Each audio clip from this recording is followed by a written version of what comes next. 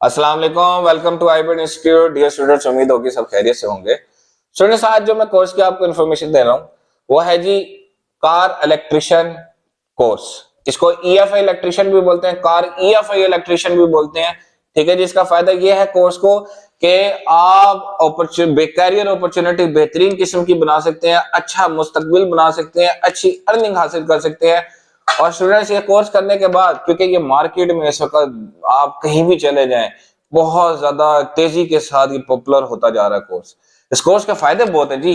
इस कोर्स को करने के बाद आप अच्छी कंपनीज में, जो कि गाड़ियों से मुतालिक है, जैसे टोयोटा, होंडा, सुजुकी, ठीक है, किया हो गई, और बड़ी बड़ी मर्सिडीज बेंज और बीएमडब्ल्यू एंड अदर कंपनीज, उसमें अच्छी कैरियर अपॉर्चुनिटी भी हासिल कर सकते हैं।